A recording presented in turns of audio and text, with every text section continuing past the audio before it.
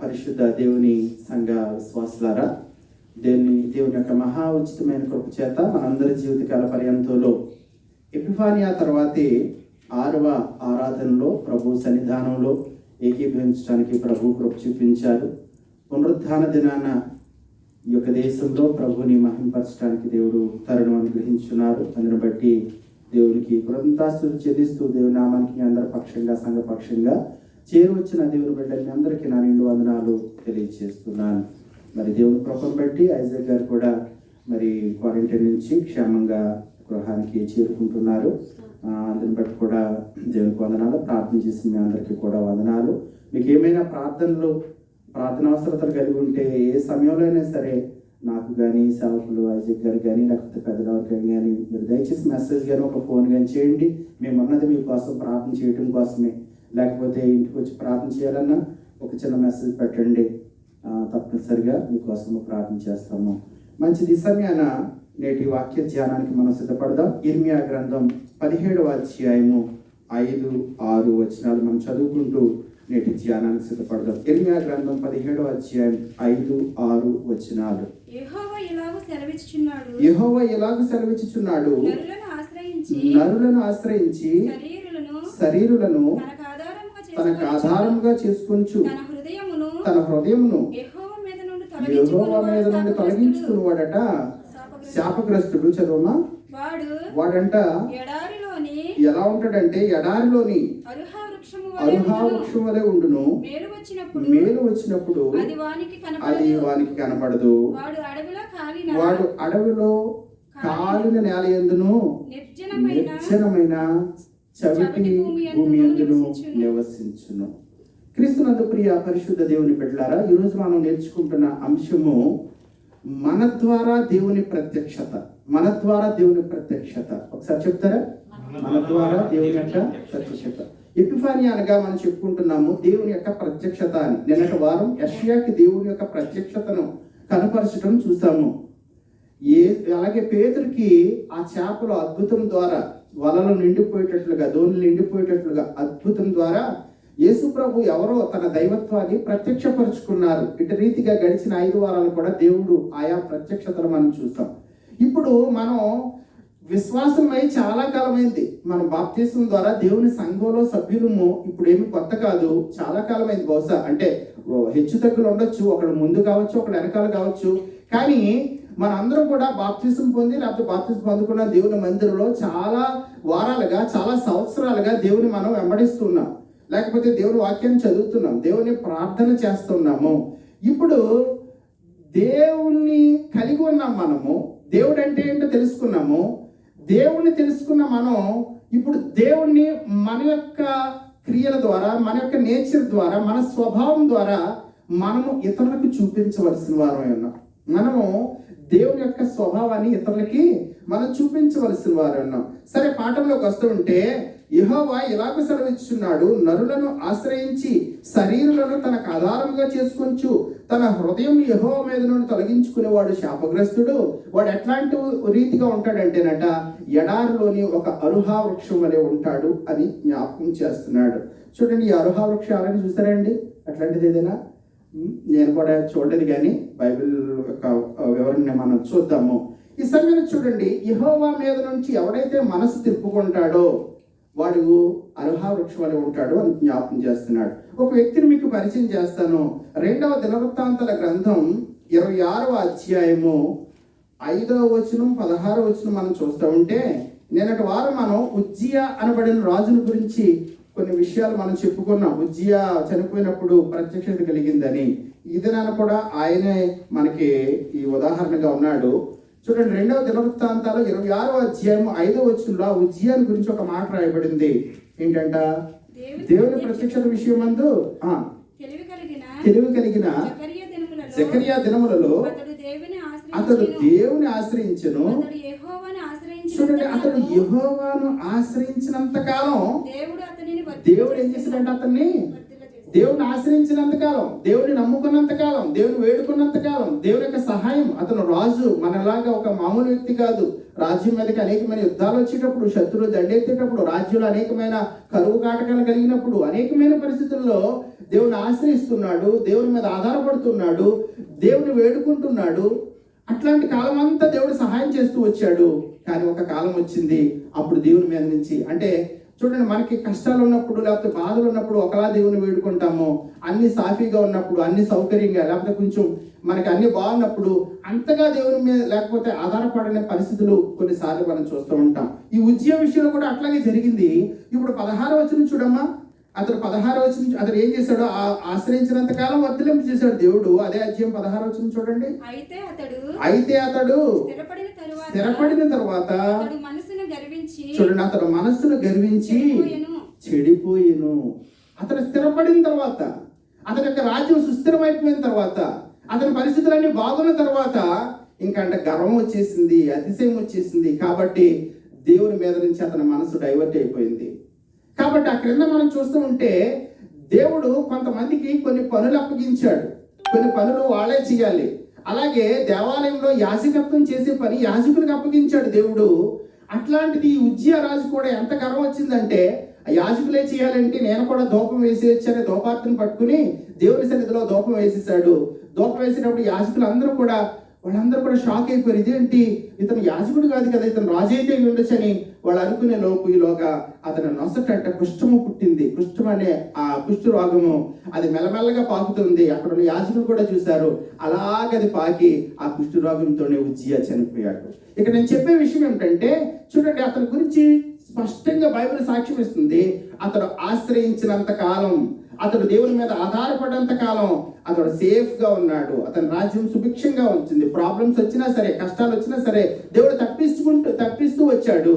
కానీ ఎప్పుడైతే అతని యొక్క పరిస్థితులు అన్ని బాగున్నాయి కాబట్టి గర్వించి అతిశయించి చెడిపోయాడో, అతనికి దేవుడు ఒక పనిష్మెంట్ ఇచ్చాడు.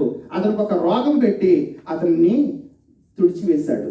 ఈ దినాన్ని కూడా జ్ఞాపకం చేస్తున్నాడు ఇర్మియా గ్రంథంలో. ఎవడైతే ఒకవేళ నాకేంటి, లేకపోతే నాకు అధికారం ఉంది, లేకపోతే నాకు బంధువులు ఉన్నారు, లేకపోతే నాకు మంచి డబ్బు ఉందని దేవుని మీద నుంచి మనసు తిప్పుకుంటాడో వాడు ఎట్లా ఉంటాడంటే, నట శరీరం కనుక ఆశ్రయం చేసుకుని అట్లాగా తప్పిపోతే వాడు ఎడారిలోని అరుహా వృక్షం వలె ఉంటాడు అని జ్ఞాపకం చేస్తున్నాడు. ఈ అరుహా వృక్షం ఏంటంటే అది ఎక్కడ ఉంటుందో చెప్తున్నాడు. ఎడారి అంటే మనం కూడా ఎడారి దేశంలోనే ఉన్నాము. ఈ ఎడారి దేశంలో మనం చూస్తున్న ఈ చెట్లన్నీ కూడా యాక్చువల్గా ఇక్కడ మొలిచినవి కాదు కదా, ఇక్కడ మొలిచినవి కాదు. వీళ్ళు ఆ క్రింద కొంత భాగం తవ్వి ఆ సాయిల్ని మామూలుగా మట్టిని ముందు స్టోరేజ్ చేసి భూమిలో, అప్పుడు మనం చూస్తున్న మొక్కలో లేకపోతే చెట్లు వాటిని పెంచుతూ, లేకపోతే వాటిని ఎందుకంటే గ్రీనరీ కోసం కావచ్చు, మా ఫ్రెష్ ఎయిర్ కోసం కావచ్చు, అట్లాగా కొన్ని సాగుబడి అనేది చేస్తున్నాయి. కానీ వాస్తవానికి మనం అబుదాబి దాటి వెళ్తుంటే కనుక ఇది ఒక రూపాయి సైడ్, లేకపోతే మనం మొసపు వెళ్ళేటప్పుడైనా రోడ్డు పక్కన చూస్తూ ఉంటాము. ఎట్లా ఉంటాయి మొక్కలు, చిన్న చిన్న పిచ్చి మొక్కలు, అంటే ముళ్ళ కంప అంటూ ఉంటాయి కదా అరుహా వృక్షం అనేది. వాస్తవానికి అరుహా వృక్షం గురించి ఇచ్చిన వివరణ ఏంటంటే, ఇది చేప పొలుసులు లాంటి ఆకులు. అంటే చేప పొలుసు ఎంత ఉంటుంది, చాలా చిన్నగా ఉంటుంది కదా, ఎంత ఉంటాయి పొలుసులు. అంటే దీని ఆకులు ఎంత ఉంటాయంటే చేప పొలుసులు అంతటి ఆకులు కలిగి ఒక స్మాల్ బుష్ అన్నమాట. ఒక చిన్న పొద, చిన్న ముళ్ళ కంప, మన భాషలో చెప్పుకోవాలంటే ముళ్ళ కంప. కాబట్టి వాస్తవానికి చెట్లని మనం ఎందుకు పెంచుకుంటాం? మన ఇంట్లో కావచ్చు, ఒక గార్డెన్ తోటలో కావచ్చు, చెట్లను ఎందుకు పెంచుకుంటాం? ఒకటి అందం కోసం పెంచుకుంటాము, గులాబీ లేకపోతే చామంతి లాంటి ఒక అందం కోసం పెంచుకుంటాము. లేకపోతే ఆ చెట్లు లేకపోతే మనం ఇంకెందుకు పెంచుకుంటాం? కలప కోసం పెంచుకుంటాం. కొన్ని టేకు లేకపోతే ఇలాంటివి ఉన్నాయి కదా, చందనం, ఎర్రచందనం, లేకపోతే మధ్యస, ఇట్లాంటివన్నీ మనం ఇలాంటి తలుపులు, దారబంధాలు, లేకపోతే ఇక టేబుల్స్, ఇవన్నీ చేయడానికి కలప అవసరం. కాబట్టి అనేక రకాల మనకి చెట్లు ఉన్నాయి మనకి. కాబట్టి వాటిని యూకలిప్టస్ కావచ్చు, లేకపోతే ఇంకా అనేకమైనవి కావచ్చు, ఇవి కలప కోసం పెంచుకుంటాము. లేకపోతే అట్లీస్ట్ నీడ కోసమైనా పెంచుకుంటాం. ఇప్పుడు మర్రి చెట్టు ఉంది, అది కలపకి పెద్దగా వాడగము, లేకపోతే అది ఏమి పళ్ళు ఇవ్వదు, కానీ అది నీడ, కనీసం నీడ ఇస్తుంది అనమాట, అందుకోసం పెంచుకుంటాం. అయితే అందం కోసమైనా పెంచుకోవాలి, లేకపోతే నీడ కోసమైనా పెంచుకోవాలి, లేకపోతే కలప కోసమైనా పెంచుకోవాలి. కానీ ఈ అరుహా వృక్షం అనేది పోనీ అది నీడనిస్తుంది అంటే దాని ఆకులేమో చేప పొలుసులు లాంటివి, దాని ద్వారా నీడ ఉండదు, అట్లీస్ట్ దానికి పోనీ కలప ఉండదు, లేకపోతే అందమో కూడా కాదు, అది ఒక ముళ్ళకంప.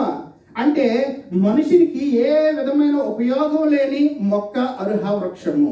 ఎవడైతే దేవుని మీద నుంచి తన మనసు తొలగించుకుంటాడో, ఎవడైతే దేవుని నమ్మకుండా అవిధేయుడవుతాడో, ఎవడైతే లోకానుసారంగా జీవిస్తాడో వాడు కూడా వాడు ఒక ముళ్ళ కంప మాదిరిగా ఉంటాడు. కీర్తన వాక్య భాగంలో ఒక మాట రాయబడింది, రెఫరెన్స్ నుంచి చెప్పలేను కానీ ఇప్పుడు ఏమంటూ ఉంటాడు, భక్తిహీనుడు మొలిచిన చోటనే విస్తరించి చెట్టు వలె ఉంటాడు అంటూ ఉంటాడు అనమాట. మొలిచిన చోటనే అక్కడక్కడే వాడి జీవితం. కాబట్టి ఈ ముళ్ళ కంప కూడా అక్కడక్కడే, దానివల్ల ఏం ఉపయోగం లేదు. కనీసం పశువులు తినడానికి గట్టిగా కూడా పనికిరాదు, ఎందుకంటే దానికి ముళ్ళు ఉన్నాయి కాబట్టి. ఆఖరికి పశువులు కూడా వెళ్ళి అవి తినడానికి కూడా సాహసం చేయవు. అట్లాంటి ఒక నిరుపయోగమైన మొక్క, ఒక నిష్ప్రయోజనమైన మొక్క. అట్లాంటి వాడు ఎవడంటే దేవుని మీద నుంచి మనసు తొలగించుకునేవాడు. కాబట్టి సరే, 2 రకాల చెట్లను ఇది నాన్న బైబిల్ వాక్యము మనకి పోల్చుతుంది. 2 రకాల చెట్లు. ఒకటి అర్హ వృక్షం పోల్చాడు 2వ వచనాల్లో. రెండోది 7వ వచనం నుంచి మనం చూస్తున్నాము, యెహోవాను నమ్ముకునేవాడు ధన్యుడు, యెహోవానికి చదవండి ఆశ్రయముగా ఉండును. వాడు ఎలా ఉంటాడు? వాడు జలముల యొక్క నాటబడిన చెట్టు వలె ఉంటాడు. కాలువల వారను దాని వేడుతలను వెట్ట కలిగినను అది భయపడదు. సంవత్సరం చింతనుండదు, చింత లేదు, కాపు లేదు, ఎందుకంటే దాని వేళ్ళు చక్కగా ఆ కాలువ వాళ్ళను తన్నాయి కాబట్టి చక్కగా అవి ఆ వేళతోటి ఆ నీళ్లు పీల్చుకుంటూ చక్కగా ఫలిస్తూ ఎప్పుడు కూడా పచ్చగా, ఎప్పుడు కూడా అందంగా సౌందర్యంగా ఉంటూ ఉంటది. ఎవరాళ్ళు? యెహోవాను నమ్ముకునేవాడు. యెహోవాను నమ్ముకుని. ఇక్కడ మనం మొదటి కీర్తన కూడా గుర్తు తెచ్చుకోవచ్చు. యెహోవాను నమ్ముకోవటం అంటే ఆయన జ్ఞాపకం చేస్తూ ఉంటాడు కదా. దుష్టుడు ఆలోచించుకున్నాడు, పాపుల మార్గం నిలుక ఆడు ముడకంపడు, కానీ దివారాత్రంలో యెహోవా ధర్మశాస్త్రం నందు ధ్యానించు దానిని మరి ఎవడైతే పాటిస్తాడో వాడు ఆకువాడక ఫలమిచ్చు చెట్టు వలె ఉంటాడు అని జ్ఞాపకం చేస్తున్నాడు. దివారాత్రం ధ్యానించడం అంటే 24 గంటలు బైబిల్ వేసుకుని కూర్చోమని కాదు, పని పాట మానేసి. అంటే మనం ఏదైతే చదువుతున్నామో, ఏదైతే వింటున్నామో దాన్ని ప్రాక్టీస్ చేయటం, దాన్ని మనసులో ఉంచుకోవడం, దాని ప్రకారం నడవటం. ఈ సమయాన సందర్భం వచ్చింది కాబట్టి చెట్లను గురించి, చెట్లు నేర్పించే పాఠాలు కొన్ని ఉన్నాయి జనరల్గా. వాటిని 2 విషయాలు మీకు ఎగ్జాంపుల్స్ పంచుకోవాలని నేను ఆశపడుతున్నాను. చెట్లు మనకి నేర్పించే ఎగ్జాంపుల్స్ ఏంటంటే, మనము ఈ చెట్లు అనేవి లేకపోతే మొదట మొక్కలుగా ఉన్నప్పుడు నాటుతూ ఉంటాం కదా. ఇంటి దగ్గర ఒక గులాబీ తోట కావచ్చు, లేకపోతే ఒక మామిడి ప్లాంటేషన్ కావచ్చు, ఒక జామ ప్లాంటేషన్, ఒక తోట నాటేటప్పుడు ఆ రైతు ఒక తోట ఎట్లా నాటుతాడు? దాన్ని అంత శుభ్రంగా దాన్ని దున్నిన తర్వాత ఇంత డిస్టెన్స్ కి ఒక మొక్క ఉండాలి అని అది నిలువుగా పాతుకుంటూ వెళ్తాడు. ఇటువైపు ఇంత డిస్టెన్స్ ఉండాలి మొక్కకి, ఇప్పుడు ఎక్కడి నుంచి అక్కడ వరకు. అలాగే ఇటువైపు కూడా ఇంత డిస్టెన్స్ ఉండాలని దాన్ని నాటుకుంటూ వెళ్తాడు కదా, మనం చూస్తూ ఉంటాం. అప్పుడు అది చూడడానికి బాగుంటది, రెండోది సాగు కూడా బాగుంటది. ఈ సమయాన ఇప్పుడు ఒక నిర్ణీతమైన ఆ కొలతలతో నాటబడిన ఆ యొక్క తోట, అది జామ కావచ్చు, మామిడి కావచ్చు, ఈ తోట లేకపోతే ఈ మొక్కలు ఎదిగే కొద్దీ నాటబడ్డప్పుడు దూరంగా ఉంటాయి, కానీ ఎదిగే కొద్దీ కూడా ఇవి బ్రాంచెస్ వేస్తాయి, లేకపోతే కొమ్మలు వేస్తాయి, రెమ్మలు వేస్తూ ఉంటాయి. కాబట్టి ఇవి ఎదుగుతూ ఈ కొమ్మలు దగ్గరగా వస్తూ ఉంటాయి. అవునా కదా? ఈ కొమ్మలు మళ్ళీ దగ్గరగా వస్తూ ఉంటాయి అన్నమాట, నాటబడ్డప్పుడు దూరంగా ఉన్నప్పటికీ కూడా. ఇక్కడ మన జీవితాలకు అప్లై చేసుకుందాం. మనము కూడా ఒక కుటుంబంలోని అన్నదమ్ములు కావచ్చు, అక్కచెల్లులు కావచ్చు, మనము ఒక తల్లి బిడ్డలం, ఒక తండ్రి బిడ్డలం, ఒక ఇంట్లోని వాళ్ళం. మనము కూడా పుట్టినప్పుడు చాలా సఖ్యతగా ఉంటాం. మనం పుట్టినప్పుడేమో దగ్గరగా ఉంటాం. ఇద్దరం కూడా చాలా చక్కగా వీడి బట్టలు వాడేసుకుంటాడు, వాడి బట్టలు వీడేసుకుంటాడు, వీడి కంచలది వాడు తింటాడు, అంత బాగుంటది. కానీ అదేం విచిత్రమో తెలియదు, పెళ్ళైన తర్వాత ఇద్దరింటి మధ్యన గోడలు వస్తాయి కదా. ఇద్దరింటి మధ్య ఏమొస్తాయి? గోడలు. వీళ్ళ ఇంటికి వాళ్ళు రారు, వాళ్ళ ఇంటికి వీళ్ళు రారు. మొక్కలేమో నాటబడినప్పుడు దూరంగా నాటబడితే అవి ఎదిగే కొద్దీ దగ్గర అవుతాయి. కానీ మనమేమో చిన్నప్పుడు మనం దగ్గరగా ఉంటాము, మనం పెద్దవాళ్ళం అయ్యే కొద్దీ, లేకపోతే మనకి జ్ఞానం వచ్చాక, మనకి పెళ్ళైన తర్వాత దూరం వాడి ఇంటికి వెళ్ళారా, లేకపోతే అక్కడికి వెళ్ళదు, రాకపోకలు చాలా మంది ఇళ్లలో. అందరి గురించి అంటలేదు కానీ ఈ రోజున పరిస్థితి చూస్తున్నాం. అక్కంటే చెల్లెలు పడకపోవడం, చెల్లి అంటే అక్కడికి పడకపోవడం. కాబట్టి చెట్టు ఏం నేర్పుతుంది తెలుసా? మనం ఎదిగే కొద్దీ కలిసిమెలిసి ఉండాలి అనే సంగతి జ్ఞాపకం చేస్తుంది. రెండో విషయం ఏంటంటే అండి, చెట్టు మనకి నేర్పించే పాఠాలు చూడండి. చెట్టు దగ్గరికి వెళ్ళంట ఒక వ్యక్తి కనుక నాకు దాహం వేస్తుందంటే కోకోనట్ లాంటి ఆ బండం అయితే కనుక మనకి దాంతో దాహం తీర్చుకోవచ్చు, మన దప్పికి తీరుస్తుంది చెట్టు. రెండోది నాకు ఆకలి వేస్తుందంటే దాని నుంచి మంచి ఆ ఫ్రూట్స్ మనం తినడం ద్వారా మన ఆకలి తీర్చుకోవచ్చు. మన చెట్టు మన ఆకలి తీరుస్తుంది. అంత మాత్రమే కాదు, నాకు ఉండటానికి నీడ లేదు అంటే కనుక ఓకే, నో ప్రాబ్లం, నన్ను నరికి నువ్వు ఒక ఇల్లు కట్టుకో అని చెట్టు తన యొక్క కల్పనిస్తుంది. కాబట్టి చెట్టు ద్వారా ఒక ఇల్లు కట్టుకోవచ్చు. నువ్వు ఇదివరకు దినాల పెంకుటిల్లు కట్టేటప్పుడు చాలా కలప అవసరమయ్యేది. కాబట్టి ఆ కలప కాబట్టి అది ఇస్తూ ఉంటుంది, సాక్రిఫైస్ చేస్తూ ఉంటుంది. ఆఖరికి నాకు ఇల్లు ఉంది కానీ భోజనం వండుకోవడానికి నాకు ఏమీ లేదు, లేకపోతే వంట చెరికి లేదంటే నో ప్రాబ్లం, నన్ను ఎండబెట్టి నువ్వు వంట చేసుకుని నువ్వు ఆహారం వండుకో అని తన త్యాగాన్ని తెలియజేస్తూ ఉంటుంది అనమాట. నేను దప్పిగా కొని ఉన్నానంటే నీకు దాహం ఇస్తుంది కొన్ని ఫ్రూట్స్ ద్వారా. రెండోది, నేను ఆకలి కొన్నానంటే నీ ఆకలి తీరుస్తూ ఉంటుంది. మూడోది, నీకు నీడనిస్తుంది. ఒకవేళ నీకు ఇల్లు కావాలి, ఇల్లు కట్టుకోవడానికి అవసరమైన కల్పనిస్తుంది, నీడనిస్తుంది. ఇంకా కావాలంటే కనుక నీకోసం నేను అగ్నిలో మండిపోవడానికి కూడా సిద్ధమే, నన్ను కాల్చి నువ్వు ఆహారం వండుకో అని తన యొక్క త్యాగ బుద్ధిని తెలియజేస్తూ ఉంటుంది. ఇది నన్ను ఆలోచించేయండి.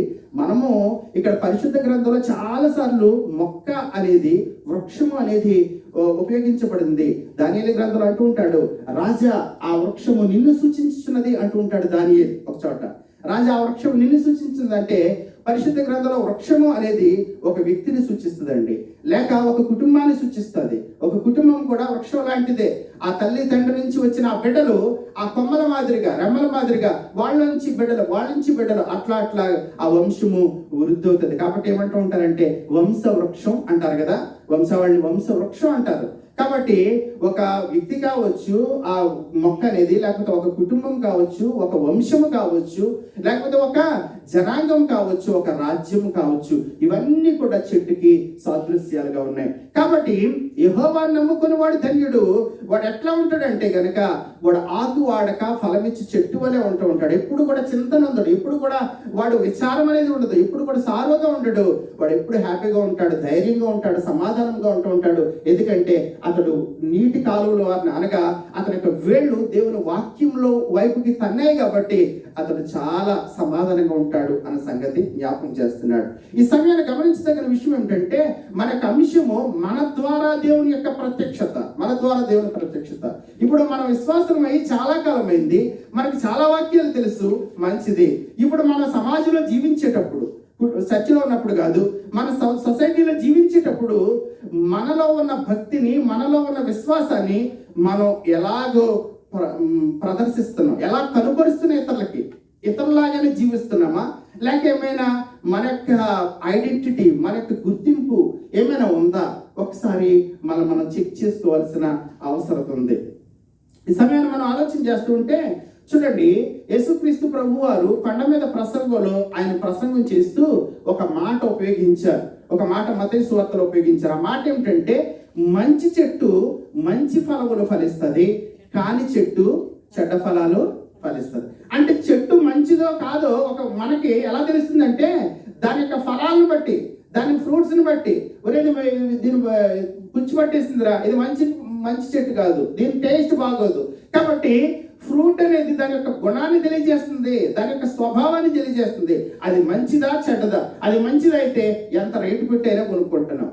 దాని యొక్క క్వాలిటీని బట్టి ఒక 10 రూపాయలు ఎక్కువ పెట్టడానికి మనం ఇష్టపడుతూ ఉంటాం. అదే పనికిరాని చెట్టు అయితే కనుక రూపాయి కూడా పెట్టడానికి అది ఫ్రీగా ఇచ్చిన వద్దు, ఎందుకంటే అది అవసరం లేదు కాబట్టి, అది చెడ్డ పండు కాబట్టి. ఏదైనా ప్రభు వారు చెప్తున్నారు. మరి మనము కూడా దేవుని చేత నాటబడిన చెట్లం, దేవుని చేత ఏర్పాటు చేయబడిన మొక్కలం మనం.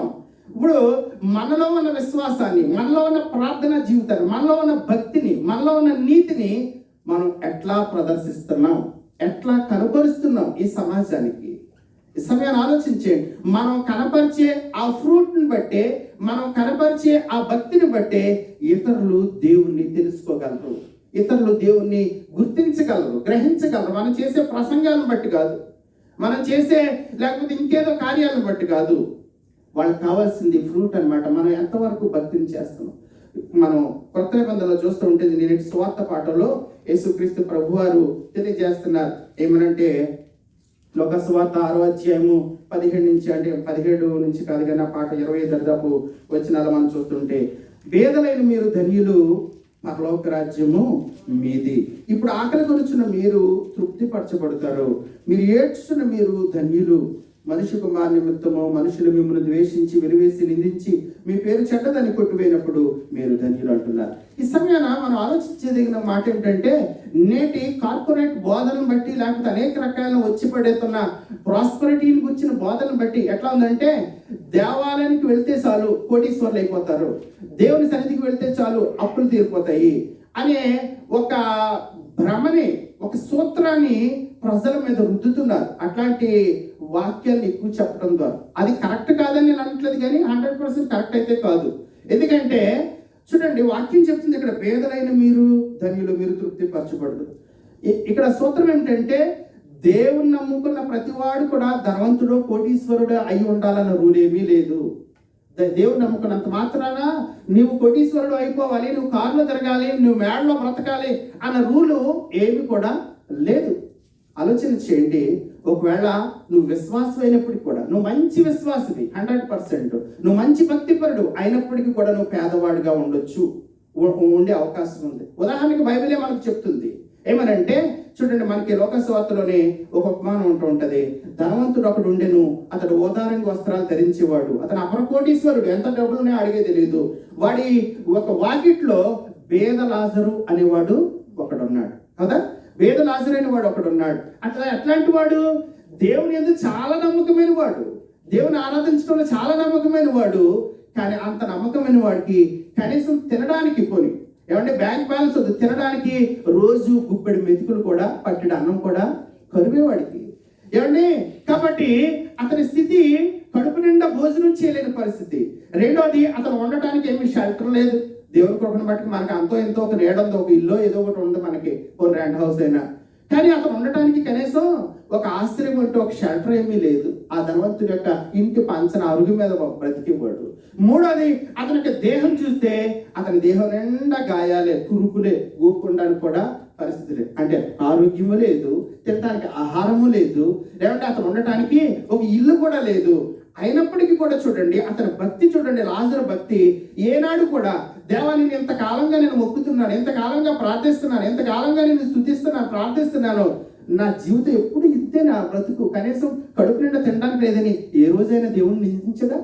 ఏ రోజైనా దేవుడిని ప్రశ్నించడా? మనం ఎన్నిసార్లు ప్రశ్నించుంటామో. కొంచెం మనకి ఏదైనా కష్టం వచ్చేటప్పటికి కొన్నిసార్లు ఒక 10 రోజులు ఏదైనా బాధ వస్తే కనుక ప్రపంచంలో అందరూ సుఖంగానే ఉన్నారు, నా బ్రతికి ఇలాగ అయిపోయిందని దేవుడిని, నేను ప్రతిభావం చర్చకి వెళ్తున్నాను, నువ్వు అన్ని బాగానే చేస్తున్నాడు, అన్నీ దేవుడు మాకే ఎందుకో కష్టాలు పడుతున్నాడు, ఎన్నిసార్లు క్వశ్చన్ చేస్తాము కదా. ఒకసారి ఆలోచించాడు. ఏ రోజును కూడా ఒకటి చూడండి, అతని భక్తి దేవుణ్ణి నిందించలేదు. రెండోది, ఎదురుకుండా చూస్తే కోటీశ్వరుడు, వీడేమో దుర్మార్గుడు. వీడు అయినప్పుడు కూడా వాడు కోటీశ్వరుడు అయితే ఉండొచ్చు, కనీసం వాడు తినగా, లేకపోతే నాకు కనీసం ఒక ప్లేట్ మీల్స్ పంపించవచ్చు కదా, ఒక చిన్న క్యారేజ్ ఇవ్వచ్చు కదా, లేకపోతే ఎప్పుడైనా పిలిచి భోజనం పెట్టొచ్చు అని వీళ్ళు కూడా ఆశించట్లా. ఈ యొక్క ధనవంతులను చూసి కూడా అసూయపడట్లేదు, లేకపోతే అసూయపడట్లేదు. అని వీడు కనీసం వాడు తినటమే తప్ప నాకు అసలు ఇప్పుడు భోజనం కూడా ఎప్పుడు పెట్టడని ఒకటి దేవుణ్ణి బ్లేమ్ చేయట్లేదు, రెండోది పొరుగు వాడిని కూడా బ్లేమ్ చేయట్లేదు. ఏమో దేవుని చిత్తం అంతే, దేవుడు నాకు ఈ స్థితి ఇచ్చాడు, అట్లాగే ట్రావెల్ చేస్తున్నాడు. కానీ అతను పేదవాడు, ఒకరోజు చనిపోయాడు, అట్లానే పేదరికంలోనే చనిపోయాడు. అతనికి ఆరోగ్యం లేదు, ఒక షెల్టర్ లేదు, ఏమంటే సరైన వస్త్రం లేదు కప్పుకోవడానికి, సరైన అట్లీస్ట్ తిండి కూడా లేదు. అయినప్పటికీ అతడు ఎంత ధనవంతుడు అంటే, అతడు చనిపోయినప్పుడు దేవదూతలు వచ్చి రాజ మర్యాదలతో పరిశుద్ధ దేవతలు పరలోకానికి తీసుకువెళ్ళాయి. ఇతనికైతే ఒకవేళ అధికార లాంఛనాలతో సమాజం జరిగి ఉంటుంది. కాబట్టి సమయాన్ని మనం ఆలోచన చేస్తుంటే ఇంకా క్రింద జ్ఞాపకం చేస్తున్నాడు. కాబట్టి ఒకవేళ మనం భేద స్థితిలో ఉన్నప్పుడు కూడా ఆ స్థితిలోంచి దేవుని స్తుతించాలి. ఒకవేళ ఏడుపు, కొన్నిసార్లు విచారం, దుఃఖం అయినప్పుడు కూడా దాన్ని తట్టుకోవాలి. కింద ఒక మాట అంటున్నాడండి, చాలా అద్భుతమైన మాట. మనిషి కుమారునితో మనుషులు మిమ్మల్ని ద్వేషించి, నిందించి, చెడ్డ మాటలు పలికేటప్పుడు, ఇది ఈ రోజులు ఎక్కువ నిందించడమో లేకపోతే దూషించడం, చెడ్డ మాటలు పలుకడం. ఈ రోజునండి ఒక చిన్న సూత్రం మనకి ఇండియాలో కావచ్చు, కొంతమంది ఇక్కడ కావచ్చు, బ్యాంక్ అకౌంట్ ఉందనుకోండి, మన అకౌంట్ నుంచి డబ్బులు తీసుకోవాలంటే మన సంతకం కావాలి, ఆ యొక్క స్లిప్ మీద మన సంతకం కావాలి, కొన్నిసార్లు మనమే కూడా కావాలి. చాలా రోజులు అయితే కనుక ఆ పర్సన్ పిలుస్తాడు మేనేజర్. కానీ మన అకౌంట్లో డబ్బులు వేయడానికి మనం అక్కర్లేదు కదా. ఈ రోజున రూల్స్ని బట్టి మనం ఉండాలా, ఎవరైనా సరే మన అకౌంట్లో మన అకౌంట్ నెంబర్ తెలిస్తే చాలు, ఎవరైనా సరే డబ్బులు జమ చేసేయచ్చు. ఎవరైనా అకౌంట్లో మన అకౌంట్ నెంబర్ తెలిస్తే ఎవరైనా మన తెలియని పర్సన్ అయినా డబ్బులు వేయచ్చు. ఇక్కడే వాక్యం అర్థం చేసుకోండి. అట్లాగే మన తిట్టేవాళ్ళు కూడా, మన నిందించేవాళ్ళు కూడా, లేకపోతే మన మీద దుష్ప్రచారం చేసేవాడు కూడా వాళ్ళకి తెలియకుండానే మన పరలోక అకౌంట్లో డబ్బులు వేస్తున్నారు అనమాట. మన పరలోక అకౌంట్లో వాళ్ళకి తెలియకుండానే, వాళ్ళకి తెలీదు వాడికి మేలు చేస్తున్నాం, వాడి అకౌంట్లో డబ్బులు వేస్తున్నాం, వాళ్ళకి తెలియదు. వాళ్ళు అనుకుంటున్నారు వీడిని అన్పాపులర్ చేస్తున్నాం, వీడిని దుష్ప్రచారం చేస్తున్నాం అనుకున్నాడు. దేవుడు చెప్తున్నాడు, మనుష్య కుమార్ నిమిత్తము మిమ్మల్ని నిందించి హింసించి చెడ్డ మాటలు ఎలా పలికినప్పుడు మీరంటే ధన్యులు, ఎందుకంటే మీ అకౌంట్లో డబ్బులు పడుతున్నాయి కాబట్టి మీరు డ్యాన్స్ చేయండి రా బాబు. నిజమే, మనకి తెలియకుండా ఎవడైనా డబ్బులు వేస్తే కనుక 10,000 ఎంత ఆనందం కష్టపడుకుని వస్తుంది. కాబట్టి వాళ్ళు అంత తిడితే మీ పరలోక అకౌంట్లో అన్ని డబ్బులు పడుతున్నాయి కాబట్టి మీరు మళ్ళీ తిరిగి తిట్టి వాళ్ళ అకౌంట్లో డబ్బులు వేయకండి, చెల్లించేయకండి. కాబట్టి మీ అకౌంట్లో డబ్బులు ఉంచుకోండి. కాబట్టి ఎంత ఉంటుంది మన మేలుకి. కాబట్టి ఈ రీతిగా మన శ్రమలో మనం ఓర్చుకోవటం, మన పేదరికాన్ని మనం తట్టుకోవడం, మన విచారాన్ని మనం ఫేస్ చేయటం ద్వారా దేవుని యొక్క తత్వాన్ని, దేవుని యొక్క ప్రేమను, దేవుని యొక్క భక్తిని, ప్రార్థన జీవితాన్ని, మన హృదయంలో ఉన్న ప్రార్థన జీవితాన్ని ఇతరుల పట్ల కనుపరచటం. దేవుని యొక్క ప్రత్యక్షత అంటే మనము దేవుడు మనలో ఉంచిన విశ్వాసాన్ని కనుపరచడం. కాబట్టి ఒక మాట చెప్పుకుని ముగిద్దాము. కొరింథీయులకు రాసిన 2వ పత్రిక 4వ అధ్యాయము 7వ వచనంలో మనం చూస్తూ ఉంటే, కొరింథీయులకు రాసిన 2వ పత్రిక 4వ అధ్యాయము 7వ వచనంలో మనం చూస్తుంటే ఒక అద్భుతమైన మాట అక్కడ రాశాడు. అయినను ఆ బలాధిక్యము మా మూలమైంది కాక దేవుని దయ ఉండినట్లు మంటి ఘటములలో ఈ ఐశ్వర్యము మాకు కలదు. మంటి ఘటములలో, మంటి ఘటం అంటే ఘటము అంటే పాత్ర, ఘటము అంటే కొండ. కాబట్టి ఇక్కడ మంటి ఘటం ఏంటంటే మనమే ఆ మంటి ఘటాలు. దేవుడు చేసిన మట్టి ఘటాలము మనమే. ఈ మంటి ఘటాల్లోనంటే ఈ మట్టి పాత్రలో ఏముందంట, లోపల ఐశ్వర్యము కలదు. ఒక ఐశ్వర్యం. ఏమిటా ఐశ్వర్యం? ఈ లోక సంబంధమైన అకౌంట్లు కాదు, బంగారం కాదు, మేడమిద్దలు కాదు. దేవుని యొక్క భక్తి అనే ఐశ్వర్యం, దేవుని యొక్క ప్రార్థనా జీవితం అనే ఐశ్వర్యం, దేవుని యొక్క విశ్వాసము అనే ఐశ్వర్యము మన హృదయంలో ఉంది. కాబట్టి అది మన క్రియలలో ప్రదర్శింపబడాలి, మన క్రియలలో కనపరచబడాలి, మన వ్యక్తిత్వంలో కనపరచబడాలి, మన యొక్క నడవడికలో, మన యొక్క లైఫ్ స్టైల్, మనకి జీవితంలో అది మన తోటి వారికి పట్ల కావచ్చు, లేదా మన ఇరుగు పొరుగు వాళ్ళ పట్ల కావచ్చు. కొన్నిసార్లు మనం ఓర్చుకోవటం ద్వారా ఆవిడ దూషిస్తుంది, సర్లే వాళ్ళు నోరంతే అనుకుని అంతటితో సరిపెట్టుకోవడం ద్వారా ఒక రోజు అంటూ ఉంటాను, నేను ఇన్ని మాట్లాడినప్పుడు కూడా ఆవిడ ఎప్పుడూ తిరిగి అనలేదండి నిజంగా. ఆవిడ నిలబడి సాక్ష్యం చెప్పడం ద్వారా అది దేవుడి యొక్క ప్రత్యక్షత.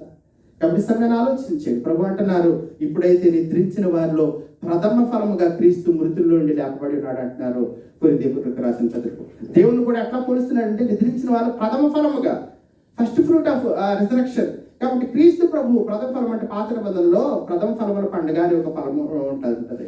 ఇప్పటికి కూడా మనకి ఇండియాలో కొన్ని చర్చెస్, ఆర్థడాక్స్ చర్చెస్ లో కోత పండుగ అనేది చేస్తూ ఉంటున్నారు. కోత పండుగ అనేది చేయడం ఏంటంటే, ఆ పంట పండేటప్పుడు కోతకు వచ్చిన తర్వాత ఇంకా కోతలు కొయ్యక ముందే, కోత పట్టక ముందే మొట్టమొదట ఒక మాదిరి పన కోసుకుని వచ్చి దేవాలయంలో బలిపీఠం చెంత పెడతారు ఆ యొక్క యజమాని, ఆ రైతు.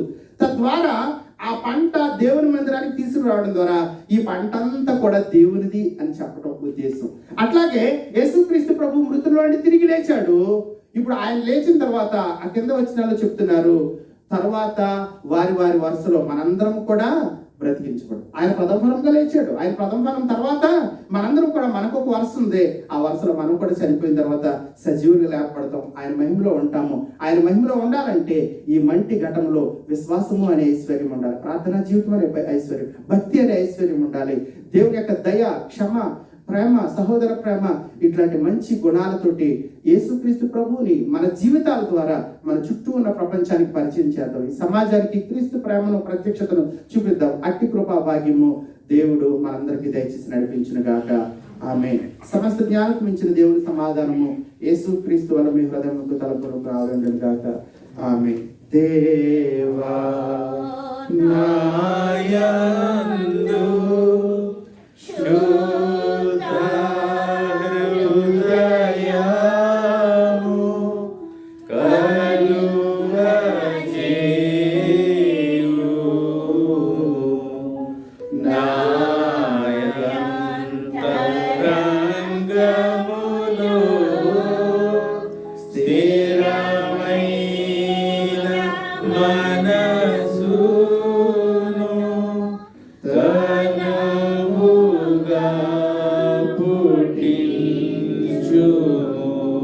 ముగింపు ప్రార్థన. ప్రభు ప్రార్థన తీసుకున్నాం. సర్వశక్తిమంతుడా, సర్వమేళ్ళు కారణభూతుడా, సర్వాధికారి, పరిశుద్ధుడా, మీ పరిశుద్ధ పాదాలకు వేలాది స్తుతులు వందనాలైనా. మా జీవితకాల పర్యంతంలో ప్రభువా ఎపిఫానియా తర్వాతే ఆరాధనలో తండ్రి మనలో దేవుని ప్రత్యక్షత, మన ద్వారా దేవుని ప్రత్యక్షపరచబడాలి, కనపరచబడాలి అనే అంశాన్ని గురించి మాకు లేఖనాలు వివరించారు. ఇదిగో నేను మేము చదువుతున్న లేఖనాలు, మేము చేస్తున్న ప్రార్థన జీవితం, మేము ప్రభువా దాన్ని మేము కలిగి ముందుకు సాటిన సహాయం చేయండి. వెత్తబడి మాటలు మా అందరి హృదయలో భద్రపరచండి. నీరు కట్టిన తోట వల్ల ఫలింపు చేయండి. సంఘ బిడ్డలందరూ బట్టి కూడా ప్రార్థిస్తున్నాం ప్రభు. ఎవరెవరు ఏ అవసరంతో వచ్చారు, ఏ కష్టంలో, ఏ దుఃఖంలో, ఏ సమస్యలో ఉన్నారో మీకు తెలుసు ప్రభు. నీవు హృదయాంతరంగా ఎరిగిన వాడు కనుక నీ చేతులకు బిడ్డలు అప్పగించుకుంటాం. ప్రతి సమస్యను సమాధానపరచండి, మేలుతో తృప్తిపరచండి. ఆయన బలహీనంగా బిడ్డలు మీకు తెలుసు ప్రభు, వారిని దర్శించండి, ముట్టండి. అదే రీతిగా ప్రభు ఉద్యోగం లేక విజిట్ వేజర్ మీద ఉన్న బిడ్డలను దర్శించండి ప్రభు, మేలైన కార్యాలు వారి పట్ల చేయండి. అదే రీతిగా ప్రభు ఎవరస్తులు ఉన్నారు ప్రభు, వివాహాలు జరిగించండి, సహాయం చేయండి దేవా. అదే రీతిగా ప్రభు ఇంకా వీసా రెన్యువల్స్ కొరకు నేను ఉద్యోగ ప్రయత్నాలు ఉన్న ప్రతి ఒక్క బిడ్డను దర్శించండి, దీవించండి. మా సంఘాన్ని మీరు ఇంకా విస్తరింపజేసి అనేకులకు ప్రభు దీవునికరంగా ఈ సంఘాన్ని నుంచి మన అనేక మంది బిడ్డలు వచ్చి చేరగలగటానికి సహాయం చేయమని మహిమ ఘనత ప్రభావాలకు గౌరవిస్తూ రక్షకుడైన యేసుక్రీస్తు ప్రభు వారి ద్వారా ఈ ప్రార్థన సమర్పించున్నాం తండ్రి, ఆమేన్. పరలోకమందున్న మా తండ్రి, నీ నామం పరిశుద్ధపడునుగాక, నీ రాజ్యం వచ్చునుగాక, నీ చిత్తం పరలోకమందు నెరవేరునట్లు భూమి మీద నెరవేరుగాక. మన దినాహారము నేడు మాకు దయచేయము. మన అపరాధం చేసి వారిని క్షమించిన ప్రకారం మా అపరాధాలను క్షమించు. రాజ్యం శక్తి మహిమ నీవైనావు తండ్రి, ఆమేన్.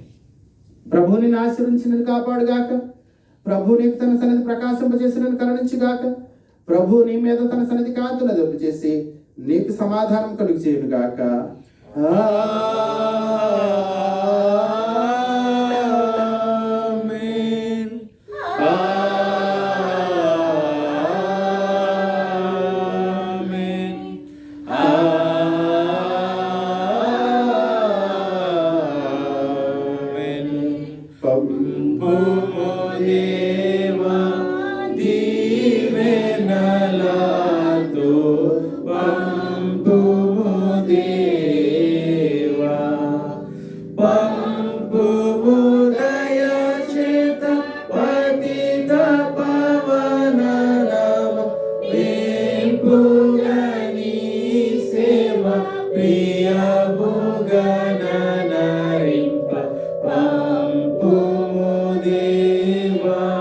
దీవెనల